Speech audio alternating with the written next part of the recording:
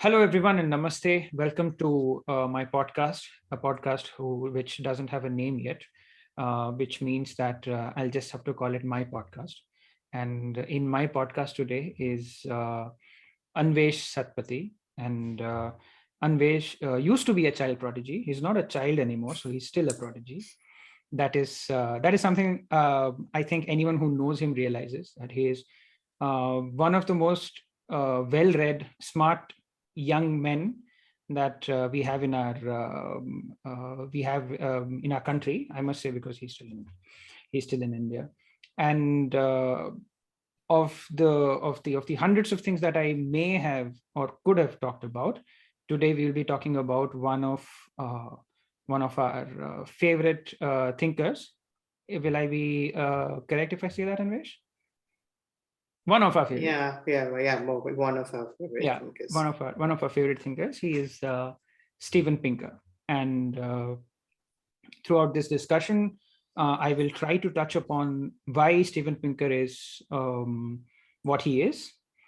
He's pretty famous among people who know him, and funnily enough, I was speaking to a few of my friends, asking them if they knew Steven Pinker, and one of the answers was, yeah, he's sensible.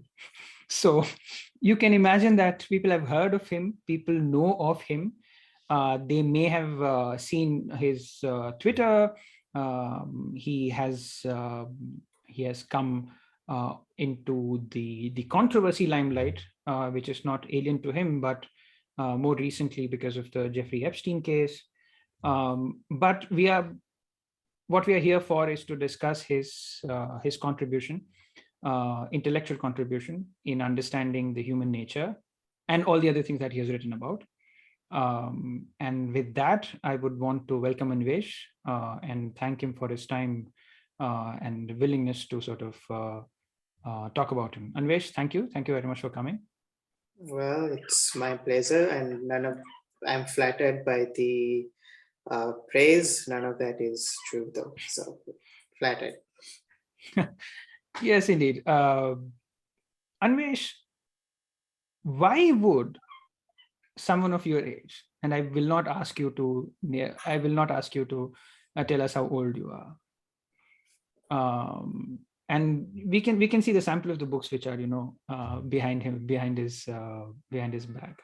Why would someone who is not a linguist or studying linguistics or psychology or cognitive science or any of the things that Steven Pinker may have touched or has made fundamental contributions to, be interested in Steven Pinker? Where did you hear of him first? I don't exactly remember where I've heard of him first. It might have been in a documentary. It might have been in one of the book recommendations. He's among these group of people who, sort of self-reference, reference each other, that kind of stuff. I don't exactly remember, but I've always been interested in psychology and whatever I know of linguistics. My first sort of introduction to linguistic as it were from the works of Steven Pinker. I think uh, I think I came across him because of the linguistic stuff, because I've always been interested in psychology and literature. So because he has had conversation with some of my favorite novelists, yes, I probably first heard of him through his conversation with Ian McEwan, who is a Booker-winning, credible, well-established novelist. That's probably the first time I heard of him. Yeah. I think it was an interview kind of thing. He was interviewing McEwan. Right. I think. And the 92 Y, that video is available. Right. I will link those videos as well. I'll link all that we speak about, books, articles, videos in the description, so that people who are watching us and knowing about Steven Pinker for the first time can go through them and know why we are talking about him. Right. So Anvesh, I know you personally, and I know you well enough to know that you are really motivated to study psychology. You want to study, psychology in some level of depth, if not academically. would it be right to say that um, Pinker is one of the central figures in this in psychology, as psychology, human psychology or behavioral psychology that we understand today? Or is it that he has summarized the advancement in psychology so well in his books that he is sort of the first person that anyone who's interested in the topic reads about? Yeah, well, it depends on what you mean, because I think if if you were to make a list of top 10 psychologists, contemporary popular psychologists, he'll be among the top 5 at least. So in that sense, he is, he has done a great work. He has done great work in popularizing psychology, especially in his book, How the Mind Works. So as far as his original contributions are concerned, he is an above average psychologist, well-known psychologist. But is he comparable to that of, say, Robert Gardner or even John Tooby, the founders of evolutionary psychology? If you talk about evolutionary psychology, then I'll say Steven Pinker is one of the founding fathers of this field. So his contributions to psychology, I think he's among one of those cognitive psychologists who spearheaded the field of evolutionary psychology. So even though he's not an evolutionary psychology, his popularity owes a lot to that field. So I would classify him as a cognitive psychologist who's popular for his work in evolutionary psychology. Primarily, he has done great work in cognitive psychology as well. Right. So for the uninitiated, can you please tell us what cognitive psychology and evolutionary psychology is? Yeah, well, cognitive psychology is essentially the, like the word says, the study of mind, essentially. It's that cognitive psychologists study whether, the visual illusions that are so popular. They study the false memory, that kind of stuff, how mind is being deceived.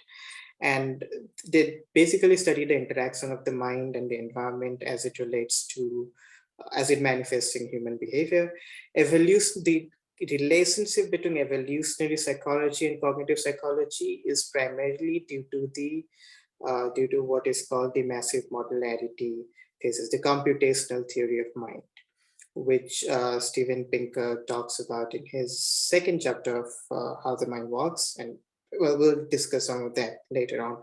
But as far as descriptively evolutionary psychology is concerned, it's a field which studies which studies how behavior manifests as it relates to an evolutionary, from an evolutionary standpoint. So the best example of that is that evolutionary psychologists assume that there is an environment of evolutionary adaptation, EEA. EEA is essentially,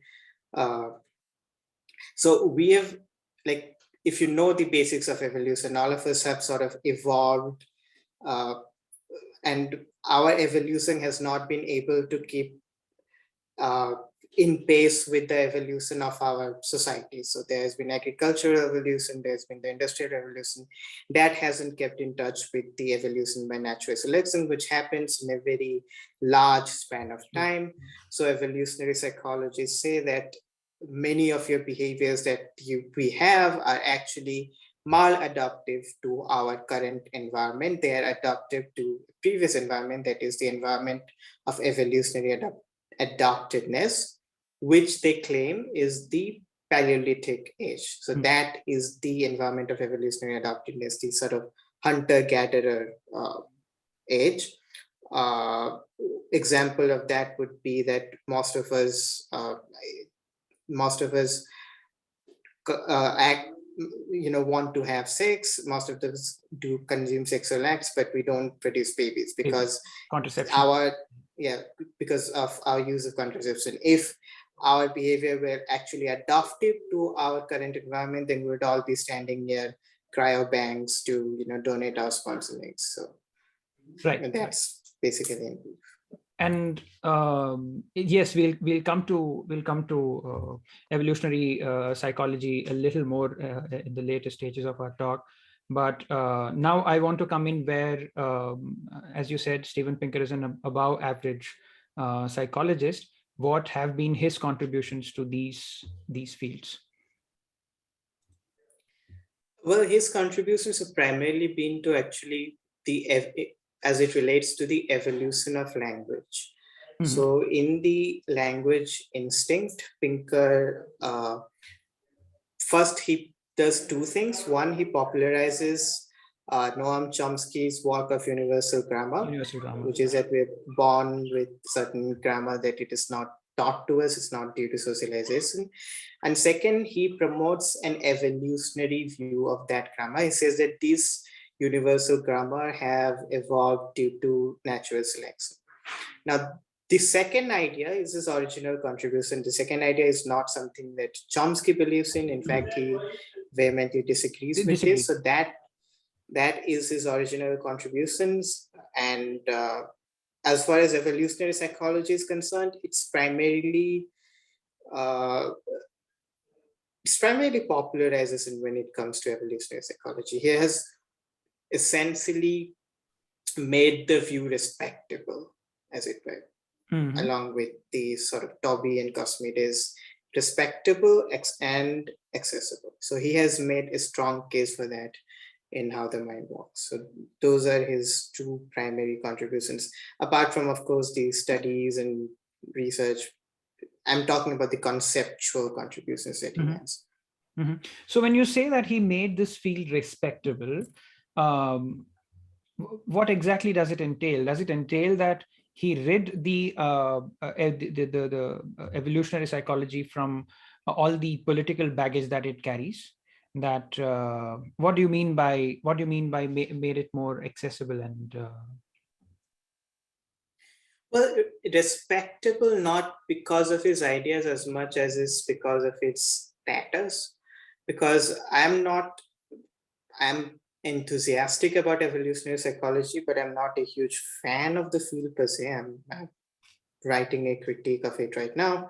So I think what he did is, because evolutionary psychology as a field has always been, from the beginning, it has been very sort of popular, right? So with the inclusion of Steven Pinker into that sort of founding fathers list, it has acquired a pop psychology status that it probably wouldn't have had without the help of Steven Pinker and Robert Wright.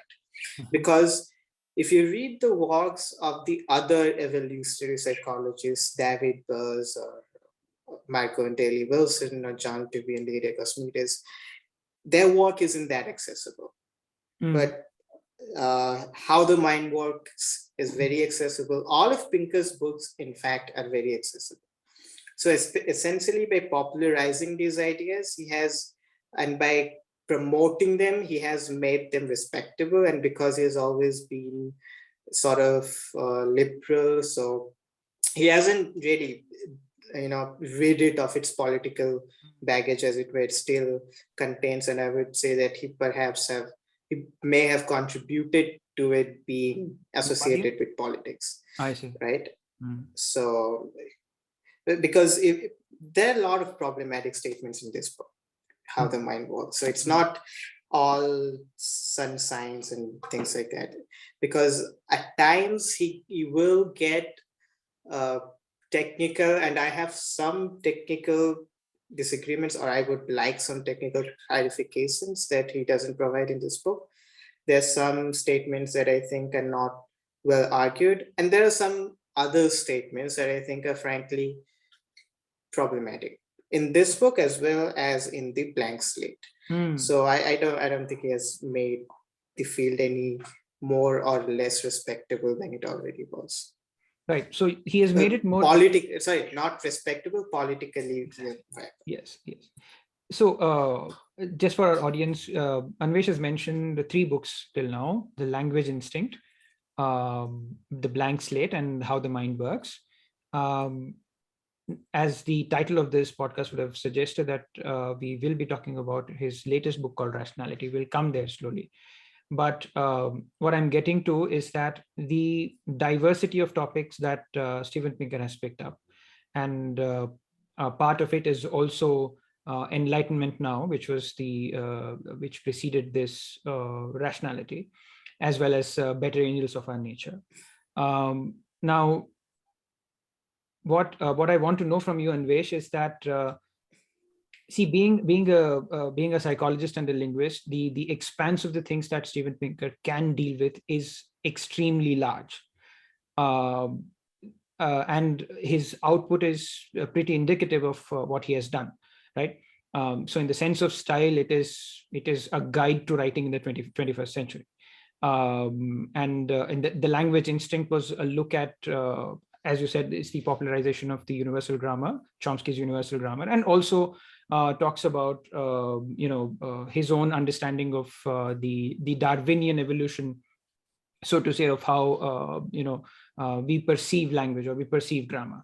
Now, where does the line start where Steven Pinker delves into topics that he is not all that I would say an expert in to talk about?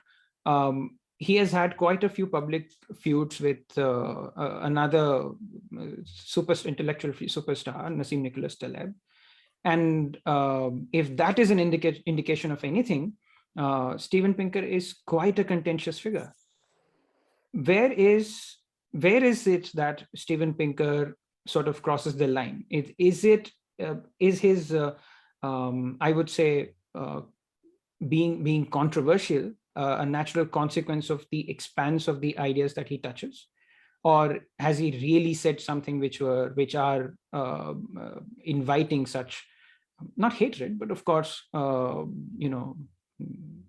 defense from the other side? Well, I don't consider Taleb to be a perceptive critic, so I will ignore Taleb for the purposes of our conversation, but I will definitely look at the good critics of Steven Pinker, intellectually honest critiques of Steven Pinker. And does Steven Pinker accurately represent the fields that he writes about? No, he doesn't. He doesn't. And this is quite evident from his early works, but it becomes more obvious towards the later on.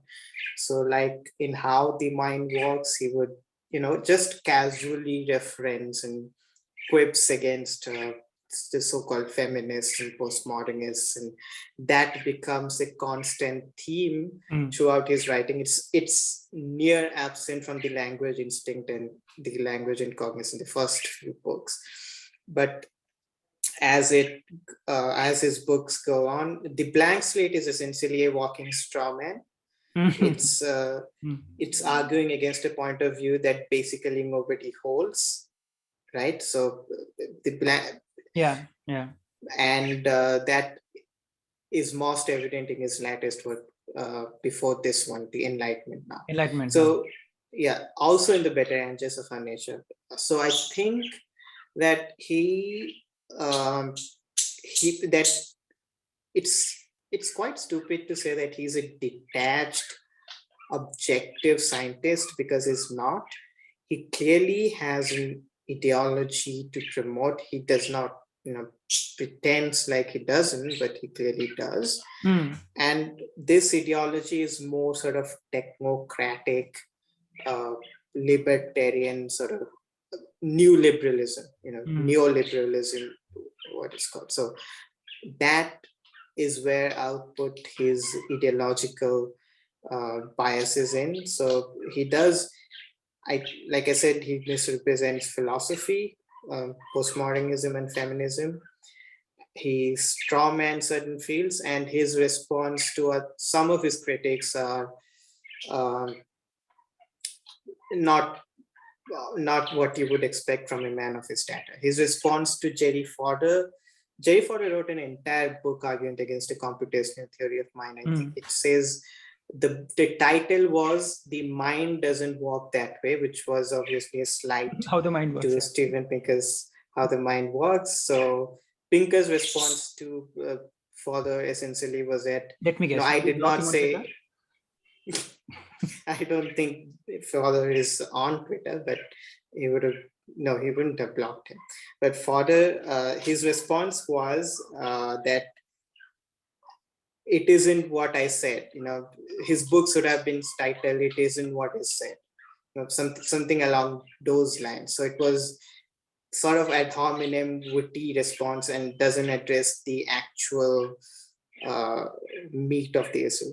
Right. So Fodor makes a very elaborate and very persuasive argument, and Pinker doesn't address this at all.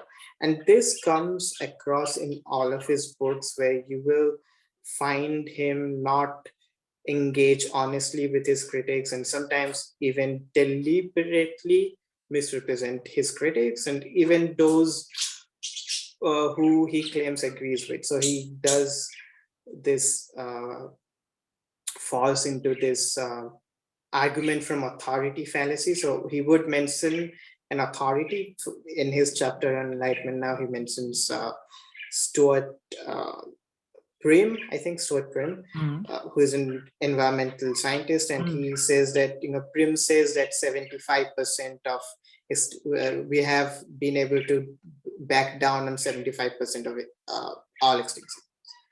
Prim did not say that. Prim explicitly said that you're misrepresenting him when a journalist later on asked him, and they said that the article that Pinker referenced, Prim explicitly said that it's only about birds. It's not about all species. In fact, Prim says that there has been 1,000 times more extinction when it comes to all species, and he was talking only about birds. So that is one of the deliberate misrepresentations. Another misrepresentation is when he says, I went into, he starts one of his chapters by saying, I went into this conference, and this lecturer said this, and he does a lengthy quote, and when you go back, he said that in the footnote, he writes that this isn't what was exactly said, but it comes close, and then he references an article. I took the experts from this article, and then what he does is he takes one paragraph from this sentence, one sentence from the other paragraph, and then mixes them up so that they actually don't make any sense, while the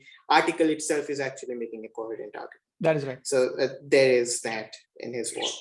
And this was a particular critique against Enlightenment Now. And when this came out, I was shocked to my core that, I mean, one can understand if you make a sleight of hand or an argument, the argument of authority fallacy, but to pick up paragraphs, lines from different paragraphs, and put them together trying to make a point was just, at least for me, was really shocking. But I want to come back to this point of yours, and I think he has a few whipping boys, if I may, and relativists, postmodernists are one of them. And I think even in Rationality, he talks about relativists fairly early in his book, and he says that it is convenient. Relativists abandon their claim that all mathematics and figures and statistics are irrelevant, or they're a construct when they are hit with things which are inconvenient to their own political truths. Now, why are relativists and postmodernists such a big thorn in Steven Pinker's flesh?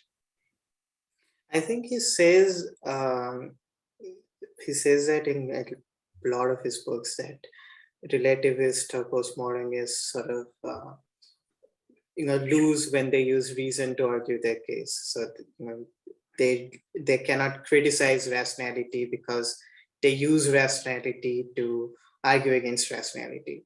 But I think this is just philosophically illiterate. Any like basic philosopher, if he talked this out with actually Daniel Dennett or Massimo Pigliocci, these are people that he knows. These are people that sometimes disagree with him, but who have used his work, who there is a sort of mutual admiration despite occasional disagreements. So if he really wanted to like find this out, he can ask them or actually read the works of postmodernists. He doesn't do that. He makes a straw man and then defeats a straw man.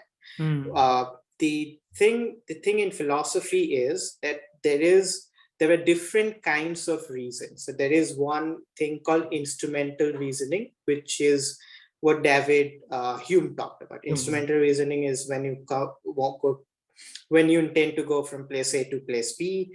It depends on what you want and the tools that you use to go to that place. If you if someone asks you to go somewhere, if someone asks you how are you, you say you're fine. If someone asks you, you're using instrumental reasoning when it depends on your intention. It doesn't mean that what is being said is particularly true or false.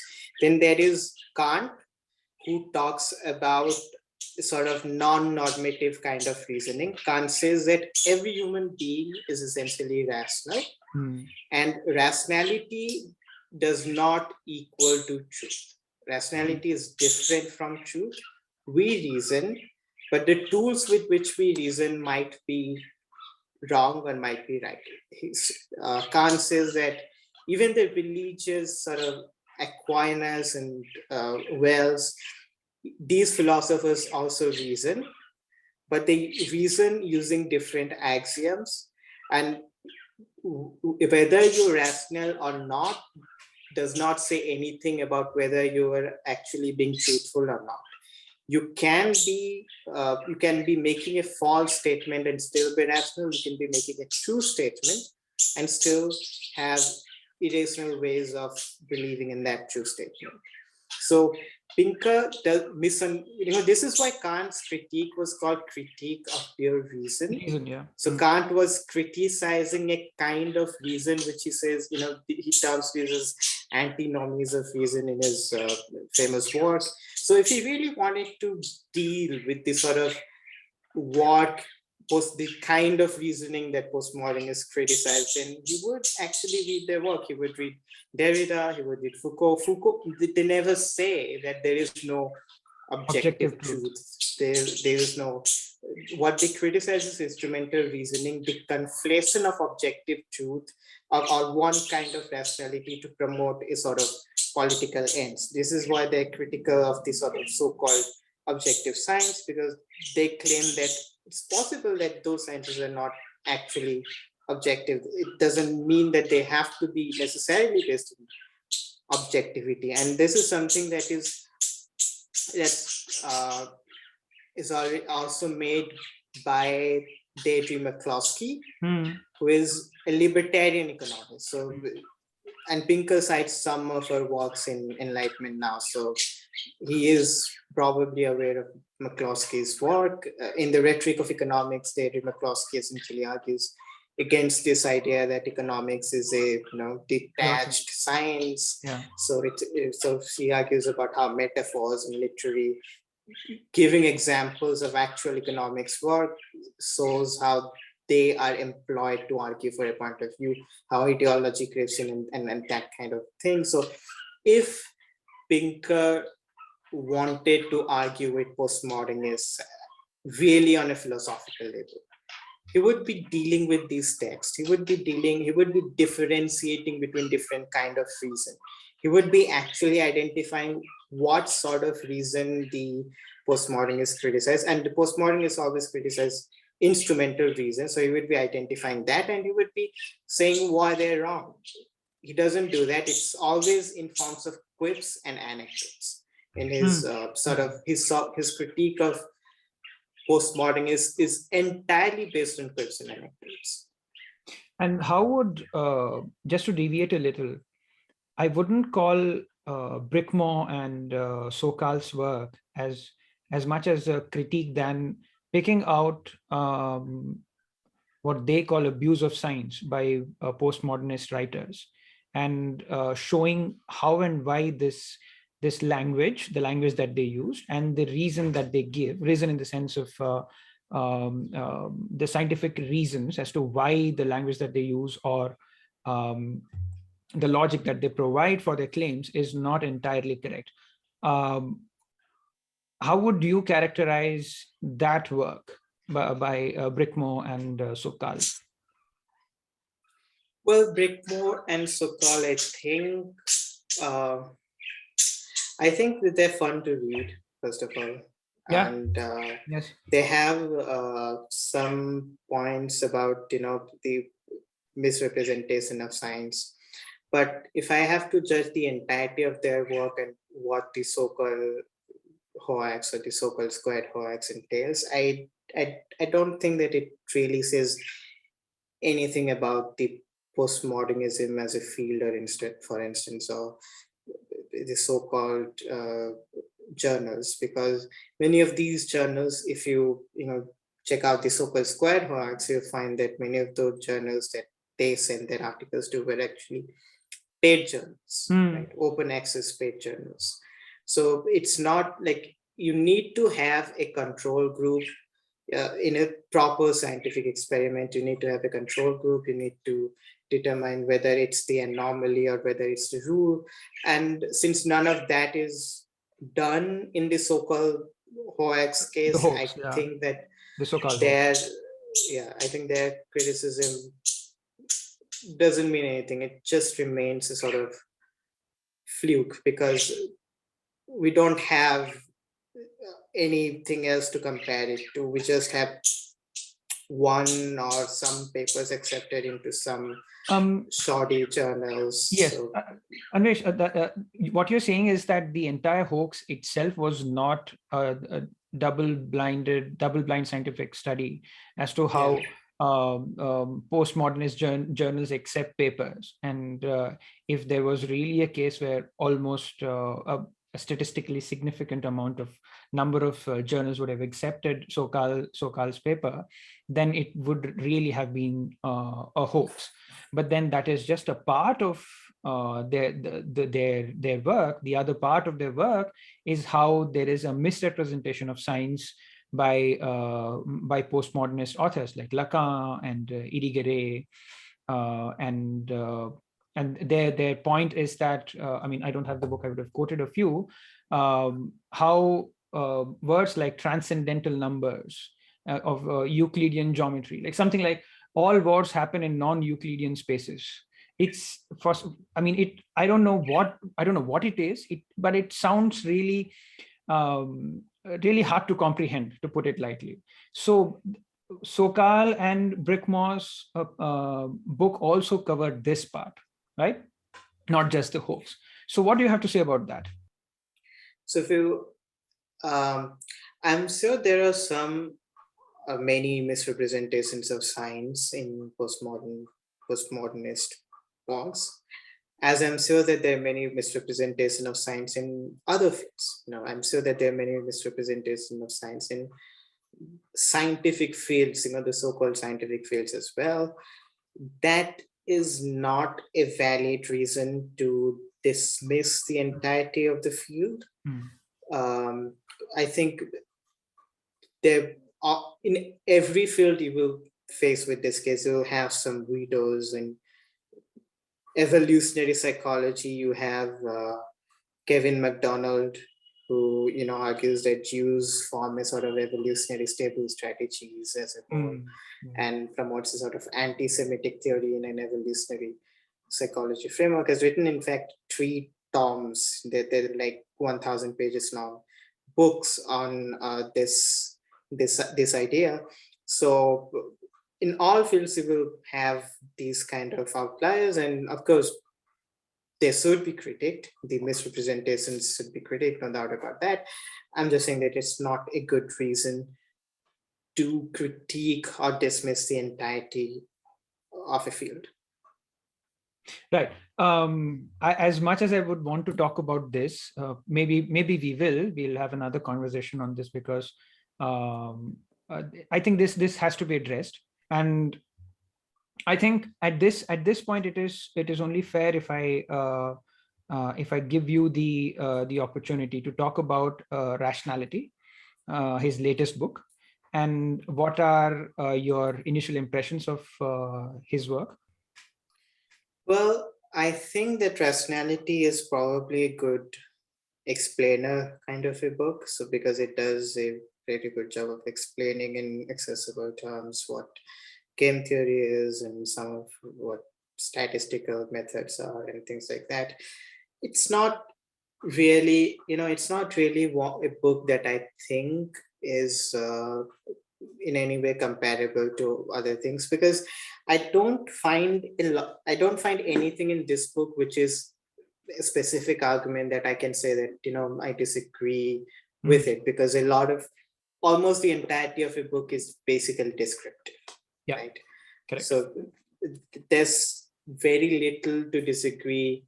And there are certain points where he, fails to be rational. He blames critical race theory in one of the quips.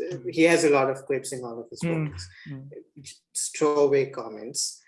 So he blames critical race theory for the events that preceded George Floyd's murder, which is completely absurd. I mean, I would expect someone writing a book on rationality to be more objective and scientific. Yeah, so he doesn't do that. There are points when he talks about sort of something about minorities, why blacks are killed more than others. So that sort of misses or fails to critically analyze the data. And all of these are kind of like throwaway comments. Like he has one or two citations towards the end of it. None of it is really well argued for per se, because that is not the point of this book. So I think that this book, because I don't know who the intended audience for this book is, because if it's me, then I think that most of his intended audience would already be familiar with what he's talking.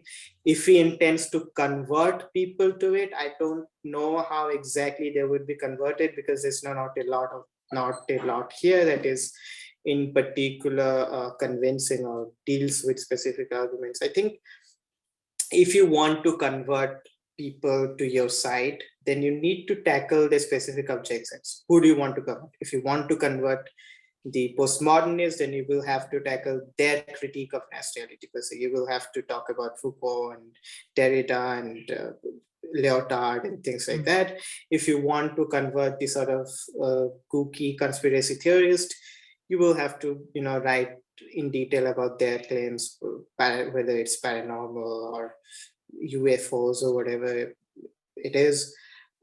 And none of it is done in this book. I think that there are better books that do it well. There's Michael Sermer's, many of Michael Sermer's books do it well. Why people believe in weird things, and which actually deals with all these supernatural things in detail. This book doesn't. So I don't know who it's intended to convince. I did not find his thesis to be particularly interesting, if it really has any thesis. Yes, exactly. Yeah. So, I mean, if the thesis is like, we need rationality, who is going to disagree with that? Yeah. I don't think even postmodernists are going to be like, we need I don't think, if you'll ask QAnon supporters, they're not going to be like, we're not rational. Nobody claims to be rational. They have found their foundational axioms are wrong or right. So correct. Yeah. Well, which is what rationality is. It doesn't tell you if your preamble is right. It just tells you if the successive steps that you take after that serves your end purpose. And rationality is, at the end of the day, trying to serve your end purpose in the shortest and the most economical way possible. However, I want to sort of get into this a little bit. And if rationality serves you in helping you getting to the point where you want to get, where it is first beneficial to you, but then we also learn that it has to be mutually beneficial if you're living in a society, because otherwise, game theoretically, it makes no sense to have a lose-lose game. It basically denotes, or it basically tries to tell you that there is something in the end that is objectively true, right? So I would want to give an example. It is objectively true, taking current events into picture, that vaccinations save lives, right? And rationality tells you that you have to take the vaccination so that you either save yourself and save people who are in your family and around you from death. It's as simple as that. Now, in this sort of a framework, if objective truth is what you are pursuing, right, how is the objectivity of truth a dispute anymore? Or are there frameworks in which, for example, in science, there is something which can be truly called objective, right? Something that is truly called, that can be truly called as a truth. But there are other frameworks in which objectivity or truth is just a construct. Where does objectivity come from? Is it really the case where rationality helps you reach the objective truth? And if objective truth doesn't exist, what is the point of rationality anyways? Well, rationality helps you in achieving objective truth if your foundational axioms Are correct. Or are beneficial to you, depending on your intention. If your intention is to say, you want to be protected from COVID, say, then you can use the methods of rationality to look at studies to determine whether vaccine works or not, and then make a rational decision about whether you should take a vaccine or not. And the overwhelming evidence will support that you should take a vaccine, right? Because of its effectiveness. So I think it depends on the end goal, really. We shouldn't conflate rationality with truth. Rationality is an instrument of achieving a truth. Now, it does not mean that if you use instruments other than rationality, you will not arrive at truth. So one example of that would be that, these current sort of scientific methodology that we have in the science of philosophy comes primarily from people like Thomas Kuhn, the Age of Scientific Revolution, and Karl Popper, people like that. So, but if you go further back, if you'll find that people before that did not have the same scientific methodology. They worked under the methodology of, what is called as methodological supernaturalism, in which that they believed that they were true science. They were essentially discovering God's work. These were also the Mutazila school in Islam. They did a lot of science, and almost most of it was really good, and they excelled in mathematics. Ibn Rushd, even Al-Ghazali was much maligned. So all of these people worked under that framework. Newton worked under the framework of methodological supernaturalism. Even Darwin worked under that framework. So it is only after Darwin that methodological supernaturalism became discarded, and different sort of the foundational axioms of science were changed. This is not to say that the foundational axioms per se are true or not. They might not be true.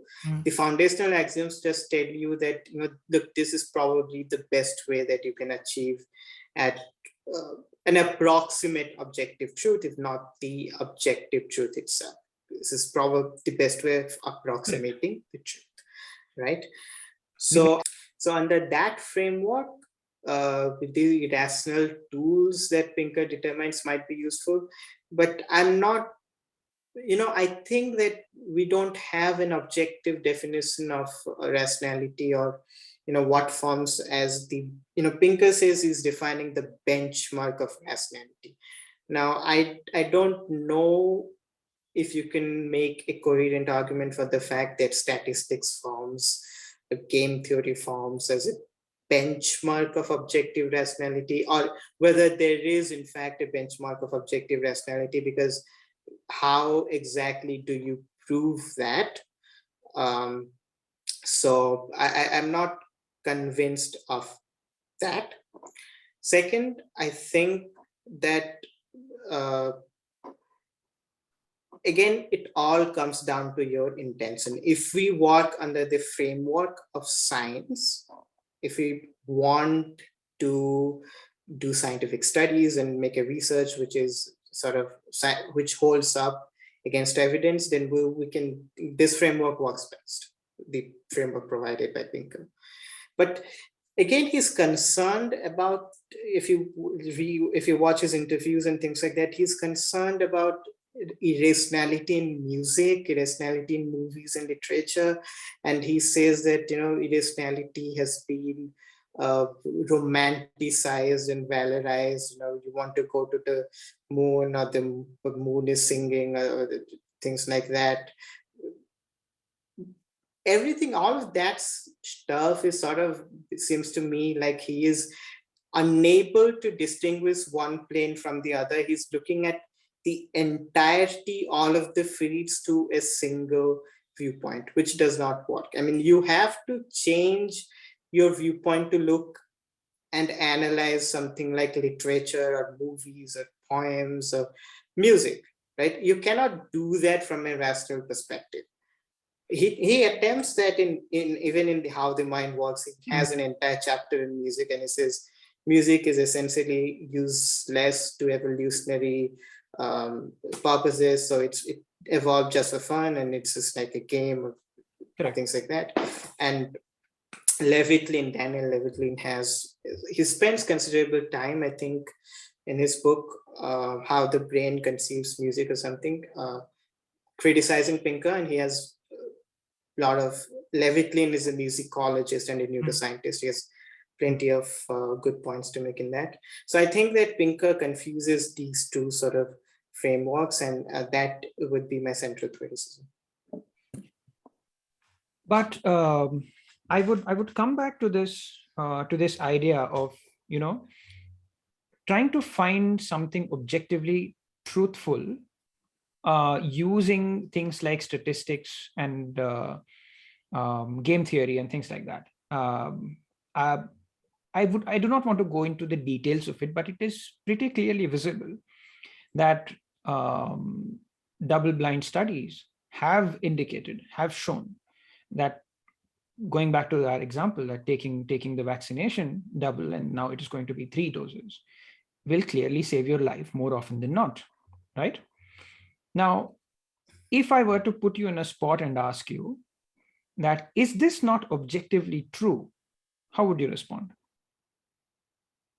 Well, it is, I would say that it is approximating the objective truth. It's probably more true than other things. I cannot say that it's objectively true in the sense that I have absolutely no doubt that it is true, because perhaps we'll discover something else as we move along, and perhaps I'm wrong today, right? So I have no way of knowing that right now. So the best that I can say that it is approximating the best objective truth that we can arrive at, and I'm fine with that. If the objective truth has not yet been reached, the fact that this is 100% true that taking the vaccinations will save your life, but at least we are pointing in the direction which is closer to truth than otherwise, would a negation of the objective truth mean that taking the vaccine will not save your life? No, like I said, that, look, I think that we're essentially talking at 2 different levels. I'm not saying that there is no objective truth, and I think that nobody claims that. I think it's a straw man. I have never read a serious philosopher who has written an entire tract arguing that there is zero objective truth. Even Derrida doesn't say that. Derrida is more concerned with the metaphysics of things like that, and he explicitly says in one of his books that this isn't what I'm arguing for. I'm not saying that there is no truth.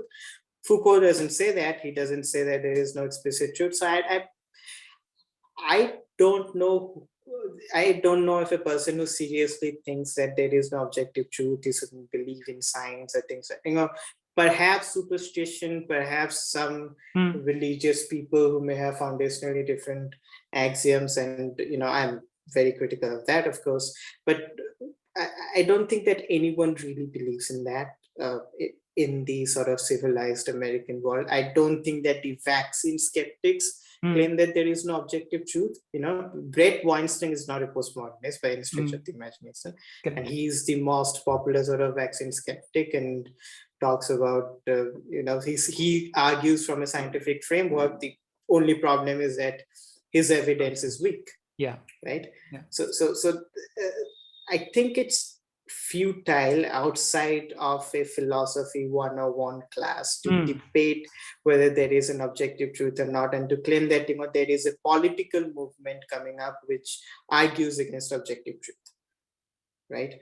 So I think that the influence is overstated, and it's far less prevalent than people think it is. The reason that I kept on harping on this point is that one of the cruxes, I think we mentioned it earlier as well, one of the chapters begins with taking a dump on relativists. Steven Pinker does that. If I can just read the passage, if I find it, I will be able to read it. Yes.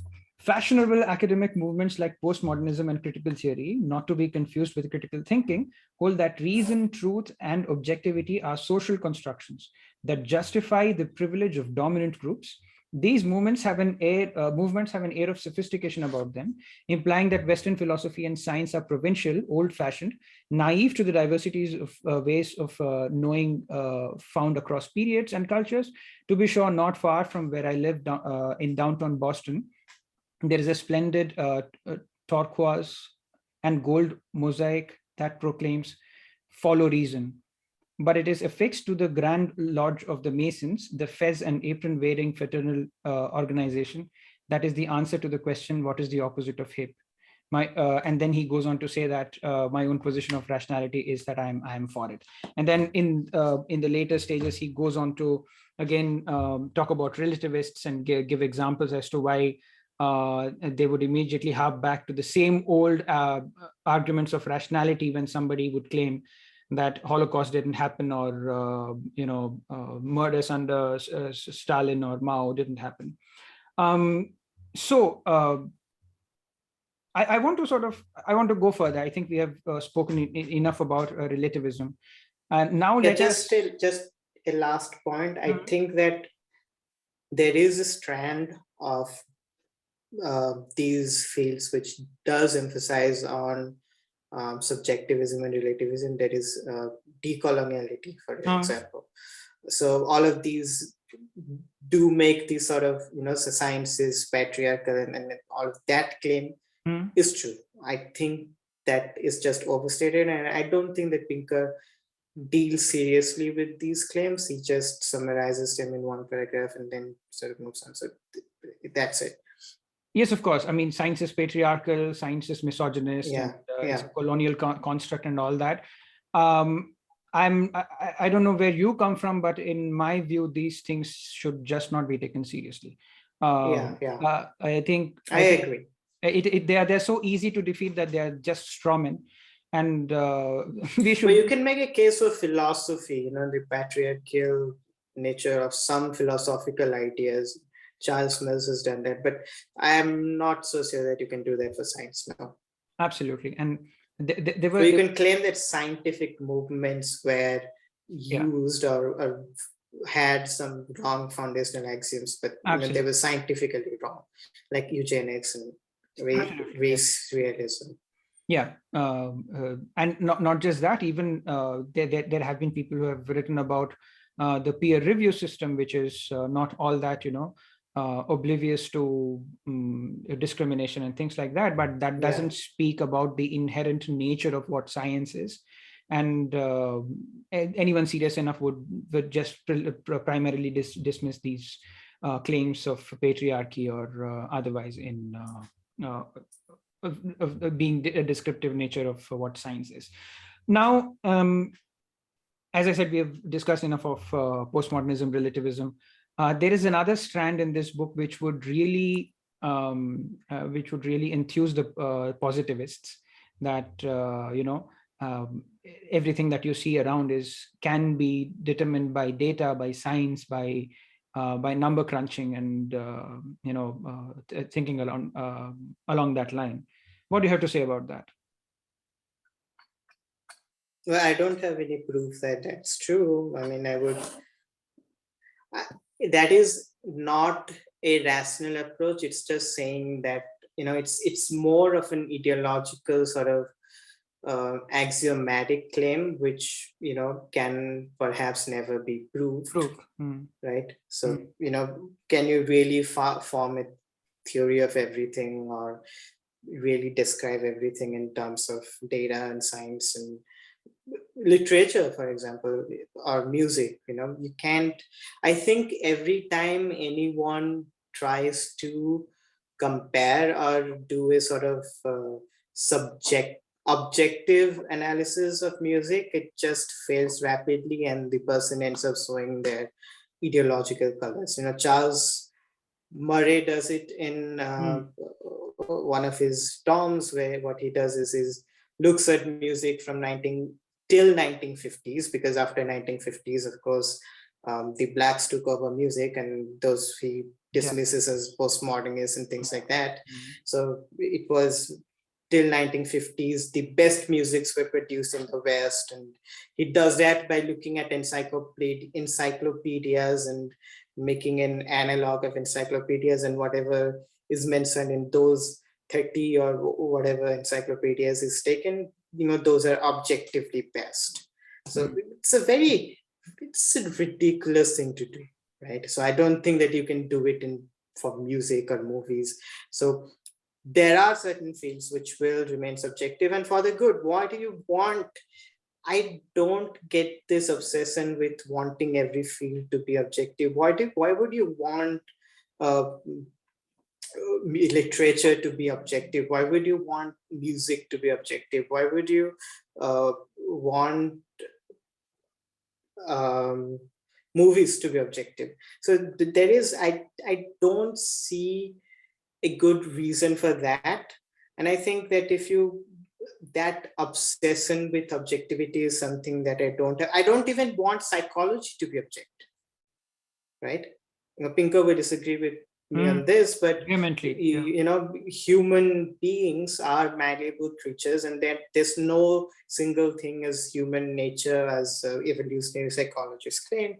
If a clinical psychologist, if two patients come with you with the same problem, but with sort of different personalities, then you will not be treating those two patients in the same manner. You'll be treating them differently based on their personalities, right? The treatment that works for one person doesn't mean that it's going to work for other. So psychology, which is a study and which deals with human beings, why would you want it to be objective? You will have some subjective elements creep in, and that's probably for the better. McCloskey makes the same argument for economics, right? So I am not convinced of that, no.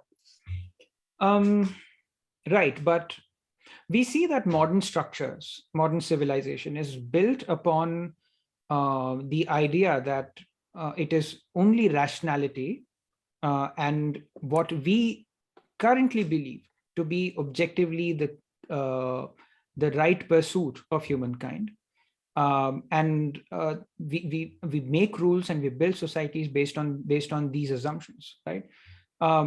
I think I'm talking about this the tragedy of commons. When all act rationally, we become poorer, but punishment as an incentive for someone to be a team player.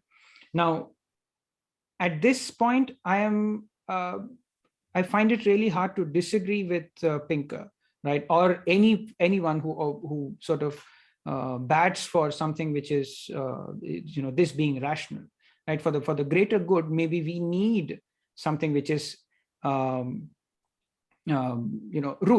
for the greater good. Maybe we need structures, maybe we need institutions, and from that it follows that institutions make you rational.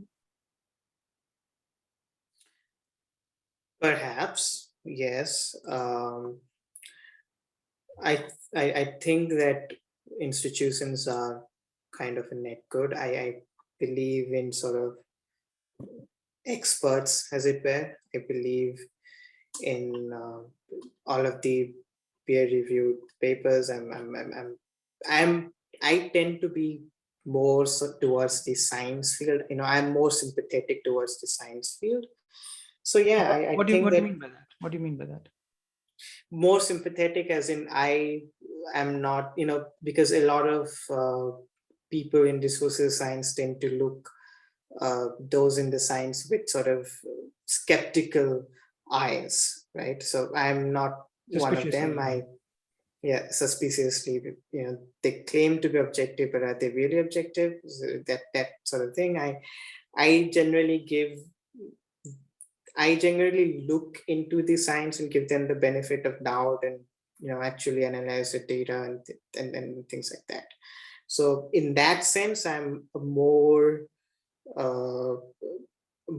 in the sort of positivist framework in the way that I frame arguments, which are not, because the article that I'm writing criticizing evolutionary psychology, for instance, is not based on conjecture. It's based on whether the fundamental axioms of evolutionary psychology hold up to the evidence that we have, and I argue that it doesn't, right?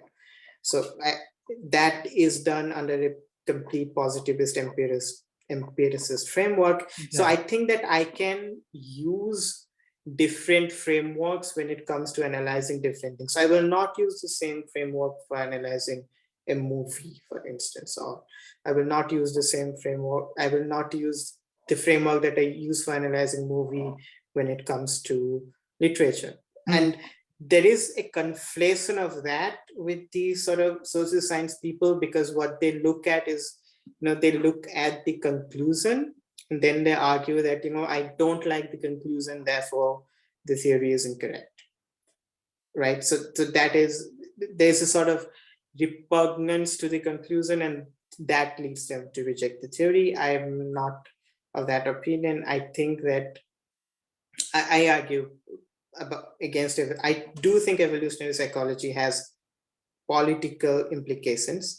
Pinker, for instance, writes, why are masculine women less attractive? And then he gives an absurd sort of just so story that sort of reason. I mean, I would be embarrassed to, I'm embarrassed to read it. I don't know how he managed to write it, but so this book has a lot of that as well. No, I wouldn't attribute motives to Pinker. I think he has thought of something to be evolutionarily true, and then he's tried to explain why this the general argument of masculine women. Yes, but I think he fails to make his biases clear. I think that you can also find in this sort of debate. I mean, it's clear to me what his biases are, but I don't think it's clear to him. It's clear to his readers what his biases are because of all of the misstatement of data and things like that. But I don't think it's clear to him. He presents himself as this detached, objective thinker, and all of those who are against him are postmodernist, anti-science people. I mean, that is a standard response to evolutionary, all criticisms of evolutionary psychology, and a standard response in the blank slate. If you criticize my claims, you are ideologically motivated, you're working under the social standard science model. Again, another walking straw man. So I don't think that he recognizes or makes his biases clear, but it doesn't matter because it's pretty clear where his biases are. So yeah. Right. Let's talk something positive about this book now. And what I think is what he gets a bang on is how succinctly and beautifully he has explained probability, Bayesian probability, availability heuristics, and all the tools that let you reason, all the tools that let you become rational. I think he has done a very good job at that. However, I'm also conflicted here because I don't know who the target audience is. Anyone who reads Rationality does understand that rationality is something that is important to take, daily decisions, unless, of course, it is completely new. I mean, I cannot think of anyone who doesn't understand Bayesian probability picking up this book and saying, voila, this is the first time I've heard of this. And then therefore, this book is really important for me. Where do you fall there? Do you think that he has at least very cogently explained the tools that go into rational decision making? Right. So there are two Steven Pinkers. There is the Steven Pinker who is the sort of science popularizer, who can write. And this Steven Pinker is very accessible. He writes beautifully and he popularizes accepted science and explains in a beautiful manner. And then there is the Steven Pinker that is the ideologue. So I think a lot of this book is the Steven Pinker, I like, the science popularizer, and he's always great at that in all of his books. I think he's an excellent science popularizers. Even when I disagree with his arguments, he is certainly one of the writers that, non-fiction writers should be looking forward to. If you want to write accessible stuff, learn from Steven Pinker. So in that aspect, he is, I think, perfect. But I still think that his best book remains, of course, the Language Instinct.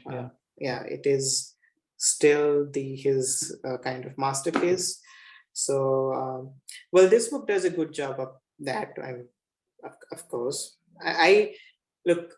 I'm excited. I have read, I think, all of Steven Pinker's book because of the way in which he writes, because he is a genius without shadow of a doubt. But I am also, very critical of the last few books, especially Enlightenment now. And The Better Angels of Our Nature to a certain extent too. So both of those books. And one more common theme that Pinker explores throughout his book and books that I sort of am sympathetic to it is that things are getting better. I'm not saying that we are living in this sort of a cocaine where everything is of a plenty and we don't have discriminations or social or political violence or something like that, but things are getting better. And he does talk about things getting better, but in the same breath he also says that it is only we who can make it better. So it's like this sort of a circular argument. But then do you think that things are also getting better? As it's a very general statement, but well, I think that it depends. I mean, how do you define better? Is there an objective way of analyzing things that are getting better? I think I attempted that in Enlightenment Now, but take for example poverty. So he gives the example. He measures poverty from 1820 to 2016, 2019, around that time. 2016, 2018 it was released, 2016. Those are the data that he gives, and he talks about how the data that we have of poverty is like this, and it has developed for everyone equally. He doesn't, I mean, you can't do that for the world. You can't say that the world is getting better based on that, because till 1981, there was no measure of poverty. There was no objective measure of poverty. There was one measure, which was that of GDP. And you cannot say that things are getting better based on GDP's rise, because GDP rose in the Belgian labor system in Congo, which resulted in the deaths of half of the population. The GDP rose. GDP rose in South Africa at the same time that the Native Lands Act was introduced, where 90% of the population were basically made homeless. Their land was stolen. There were the Indian famines. GDP rose when the Indian famines happened and millions of people died. So the GDP measure is simply not the rise of GDP, the increase of GDP is simply not an objective measure of whether the poverty, the world is getting better or not, or whether poverty has decreased or not. And you have to keep in mind that from 1820 to 1950, we simply don't have data for much of the world. The data that we have are for the Western nations, and we don't have any data, almost no data for Asia, Latin America, and Africa. Zero data for Africa from like 1820 to 1900, zero data for Africa. 3 countries, I think, were included till 1950 from Asia, and very few from Latin America, basically none. So when you don't have the data, how can you claim that poverty has actually decreased over the time? What is the objective measure of that? That is the first problem, that I have with this idea that things are getting better. The second is that the poverty, the measure of poverty that we even have today is not sufficient, So let me, I think I have it here. Let me quote why it's not sufficient. This is from Jason Hickel. So Hickel wrote an excellent response to Pinker, which Pinker did not respond to.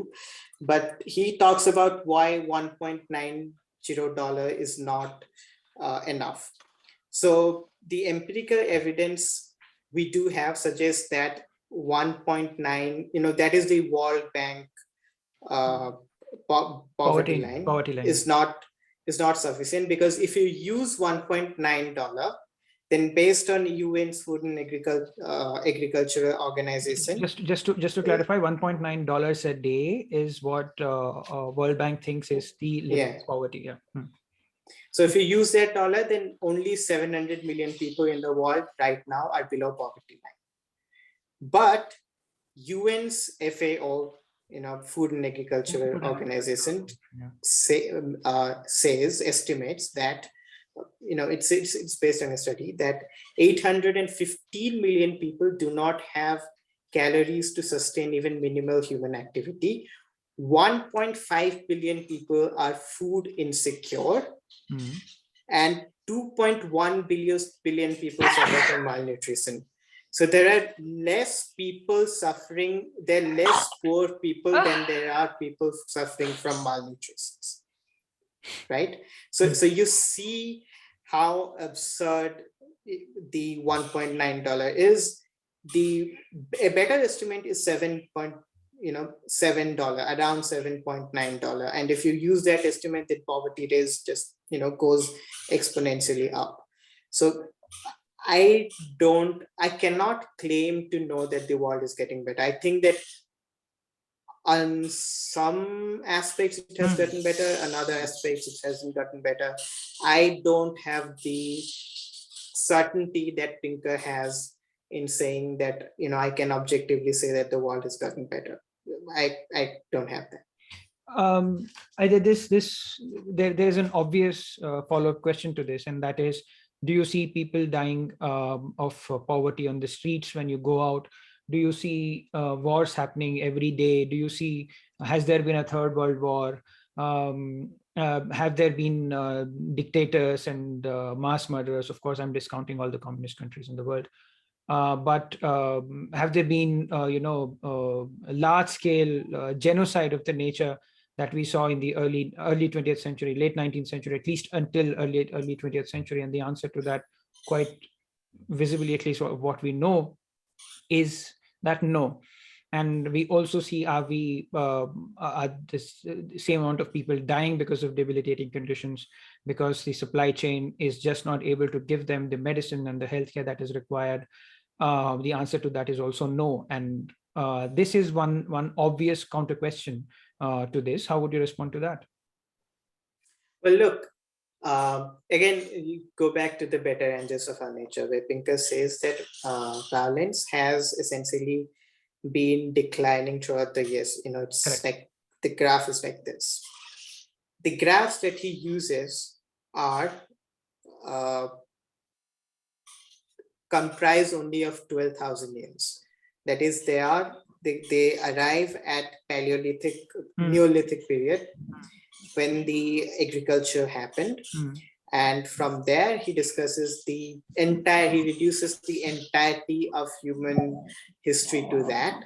And the problem with this is that 99% of human history, we don't discuss almost 90% of human history. This is only 10% of human history. Yes, it's right. It's the post-Renaissance world, basically. All the yes, it's a post-Renaissance world. So what Pinker doesn't make clear, doesn't tell you, is that in the Paleolithic period, violence was, by all the data that we have, very less. And this is even mentioned in like Michael McCullough's book, the kindness of strangers.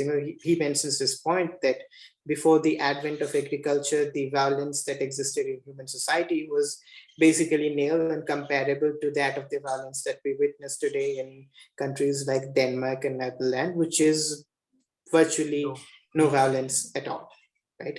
So it's only around 5 millennium BC that when agriculture develops, because with the development of agriculture comes the idea of private property, and with the idea of private property, the idea of community sharing kind of stops, because now you live in this area, you're buried with the agricultural communities in Natufians that developed out from the Middle East. They basically buried their dead in their house, because this was essentially a way to claim that this is my house, my ancestors are buried here, you cannot enter my house without my permission.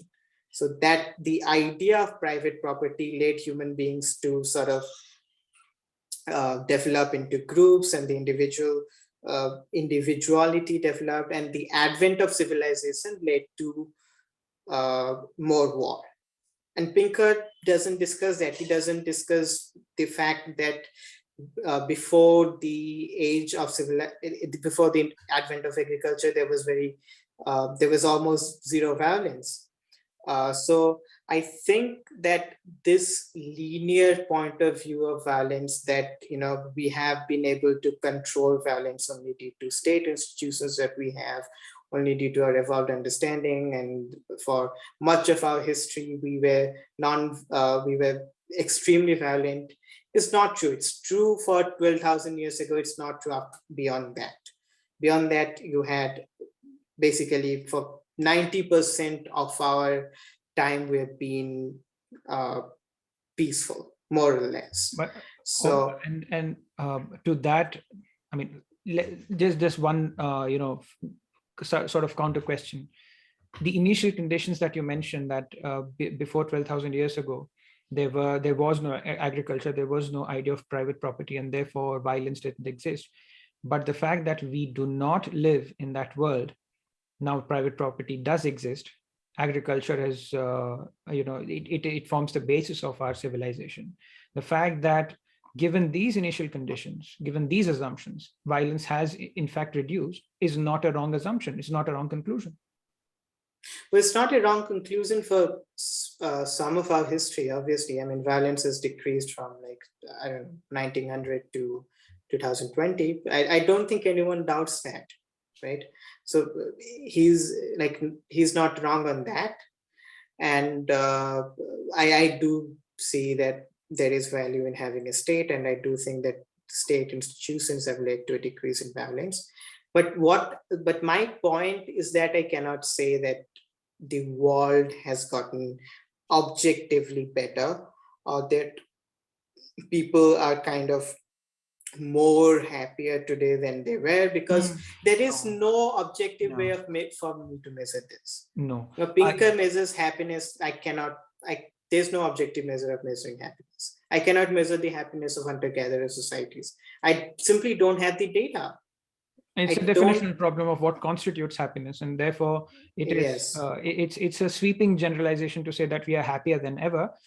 We have been living in better conditions than ever. That is for sure. We don't have to bear the nature, bear the elements with our bare skin, and we don't have to go running around for food and in search of mate. But right now we live in a society where we are a society of plenty. At least a good portion of our society, of our world, is a society of a plenty. And our more important question right now is to how to ensure that it is equitable to the global south, so to say. Now, we are very close to 1.5 hours. I think I haven't kept a note of the time. Yes, I think it's probably 1.5 hours. Yes. We started at 9. Yeah. Yes. So it is 10:30, correct. Look, we have spoken about so many things. I have to confess that very many ideas have remained in my head. It is simply not possible to cover everything that you have spoken about. From the back of my back of the envelope calculation tells me that I haven't touched Philip Tetlock's taboo and the idea of morality and things like that. And therefore, therefore, it is unfair if we say that this is the end of what we would or we have to say about Pinker and his contribution on his work, or the vastness of what the areas that he has touched. To end this, let's talk about what decides what we pursue is right or wrong. Right? Morals and ethics have fundamentally been the question of a question of philosophy. And at this point in time, there is a stark polarity as to what is moral and what is not. How does rationality tell us what moral is? Well, there are differing views about where morality comes from, and what is the correct moral framework one needs to walk upon. There is moral realism, where I think the likes of Pinker and Sam Harris and people like that would fall on with not on the specific topics per se, because they argue from a different perspective, more science-based perspective. But moral realism essentially asserts that there is an objective moral. There are objective moral truths, and then there are views which say that there is no way of determining objective moral truths, and there are others who say that objective moral truths differ from time to time, and these are the sort of consequentialist. So the way of looking at it is like, you can look at it from a deontological perspective.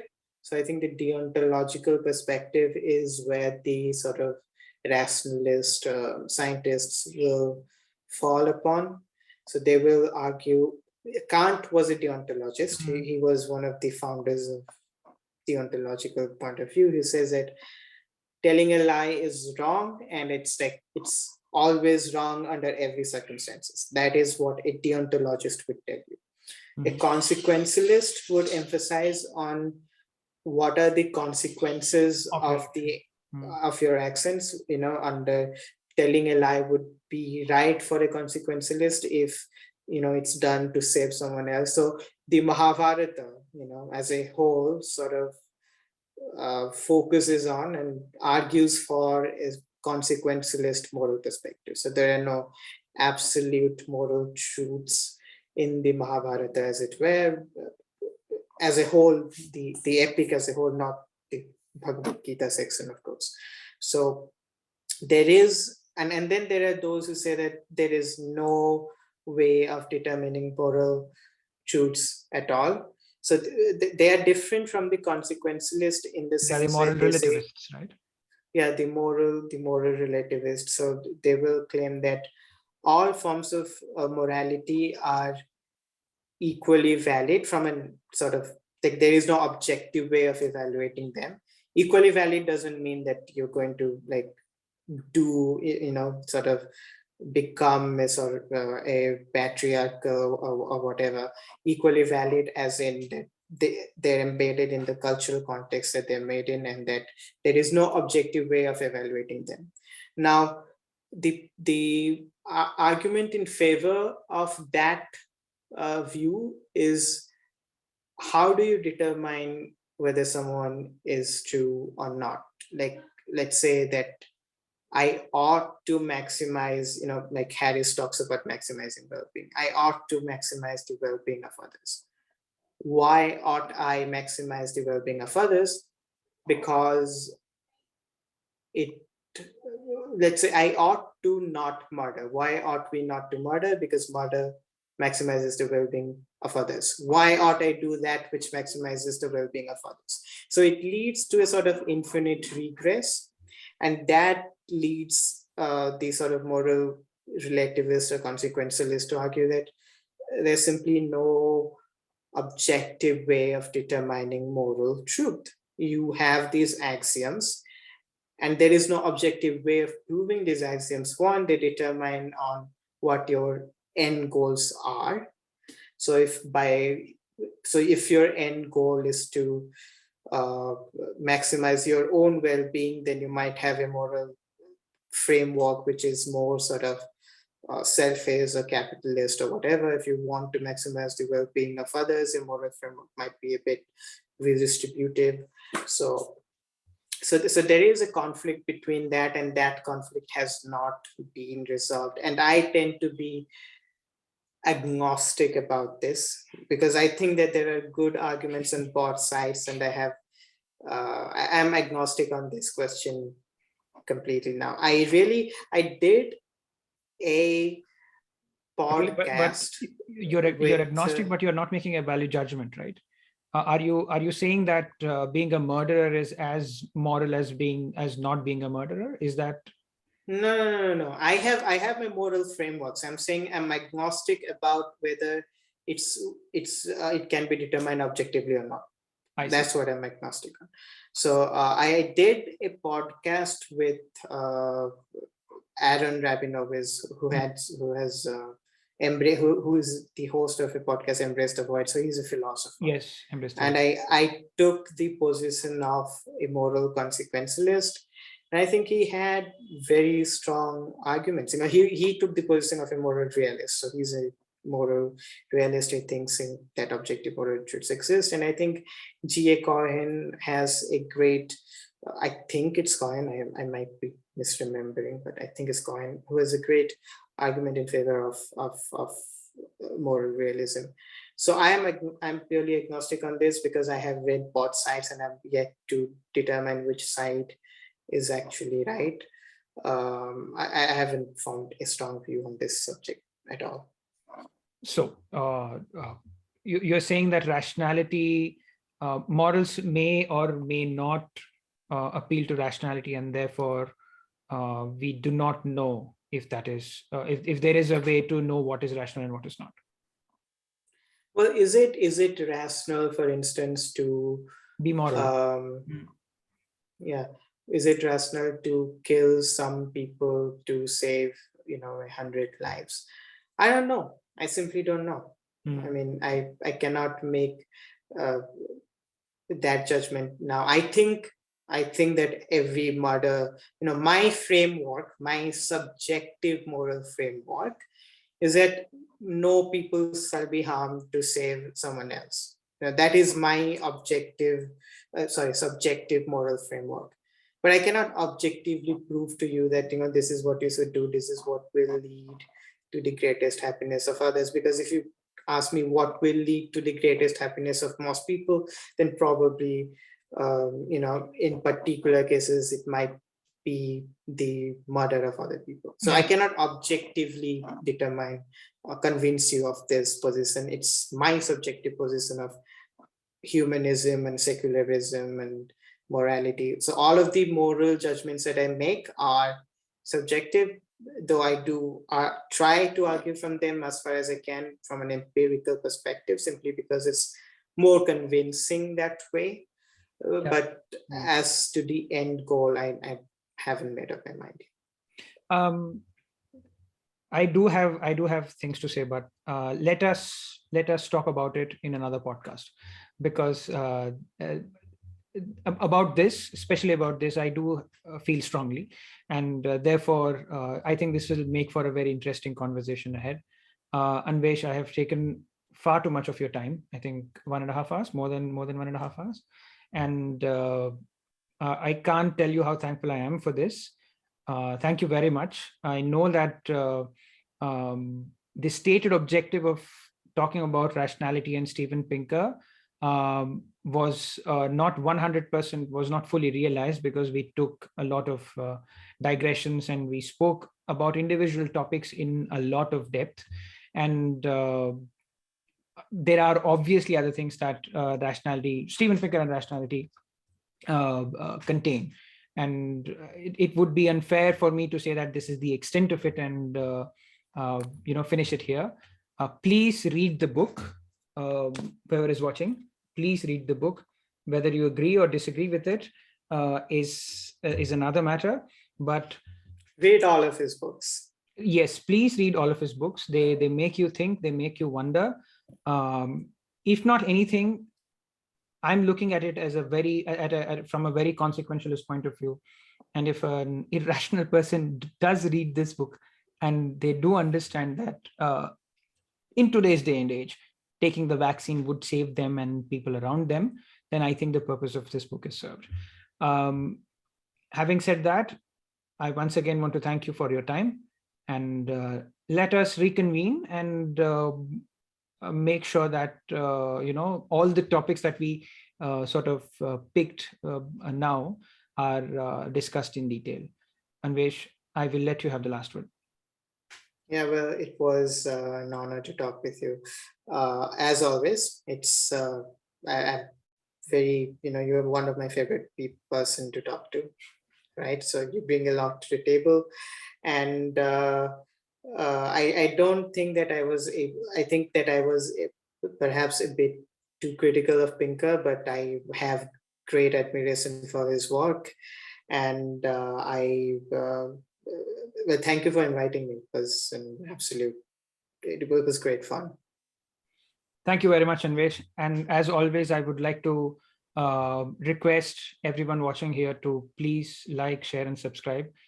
It is very awkward for me to say this, but still I have to, because otherwise, see, this is an endless loop. I want to invite a lot of people, but the first question that I'm asked is how many people watch it? And when I say 400, they'll be like, yeah, maybe some other time, maybe not this time, but those 400 have to become 5 and 6 and 1,000 and more.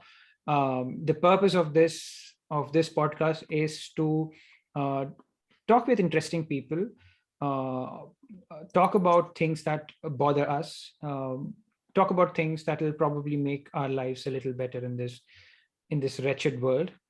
And the end point is to be creative, be talkative, and not waste our time watching Bollywood nonsense. I know I'll get a lot of brickbats for saying this. And another disagreement that I do have with you is that there is no objective good movie or art. I would want to torture you with a few movies with your eyes wide open and hands and legs tied. And then I will ask you again if there is an objective yardstick to measure creative output. Having said that, thank you very much once again. Please like, please share, make everyone in your family watch this. And I will be back soon with another interesting person talking about another interesting topic.